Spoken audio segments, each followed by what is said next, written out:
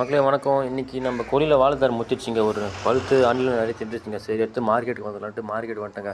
But பார்த்தீங்கன்னா வாழைத்தார் விலையே போகல. அந்த அவ்வளோ பெரிய தார் வெறும் 150 ரூபாய் தான் கேட்டாங்க.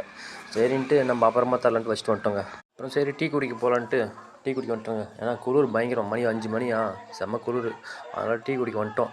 நம்ம எப்பவுமே டீ குடிக்க வந்தாலே இந்த அண்ணன் கடைக்கு தான் வருவோம். அண்ணன் கடைக்கு செம்ம க்ரௌடு வரும். அண்ணன் சும்மா மசாலா டீலாம் போட்டு செம்மையாக அசத்துவார். பார்த்தீங்கன்னா டீ வெறும் 12 ரூபா தான் எங்கள் ஊரில். சரி அப்படியே நானும் ஒரு கிளாஸ் குடிச்சிட்டு அப்பாவுக்கும் ஒரு கிளாஸ் வாங்கி கொடுத்துருங்க. அதுக்கப்புறம் டீயை குடிச்சிட்டு திரும்ப மார்க்கெட்டுக்கு வந்துட்டேன். அப்புறம் ஒரு அண்ணன் வந்தார். வாழைத்தார் 250 ரூபா தரியானார். சரி கொடுத்துட்டு அப்படியே நம்மளும் வீட்டுக்கு காய்கறி தேவைன்னு காய்கறி வாங்க வந்தாச்சு. இங்கே நம்ம தான் வந்து கஷ்டப்படுறோம், வாழை வியாபாரி தான் கஷ்டப்படுறோன்னு பார்த்தா எல்லா விவசாயிகளும் கஷ்டப்படுறாங்க. வெங்காயம் வந்து எங்கள் ஊரில் 4 கிலோ 50 ரூபாங்க. 4 கிலோ 50 ரூபான்னு விற்றா கொள்முதல் பண்ணுற வேலையில் எவ்வளோ பண்ணுவாங்க? கிலோ 4 ரூபான்னு வாங்குவாங்களா? அப்படியே தக்காளி கிலோ 20 ரூபான்னாங்க. அதையும் வாங்கி போட்டுட்டு வந்துட்டோங்க. மக்களே, இனிமேல் கண்ணுக்கு தெரிஞ்சு எந்த ஒரு விவசாய பொருள் வேஸ்ட் பண்ணாதீங்க. உங்களுக்கும் விவசாயம் பண்ண பிடிக்குன்னா மறக்காமல் ஒரு சப்ஸ்கிரைப் ஒரு லைக் போட்டுருக்கேன்.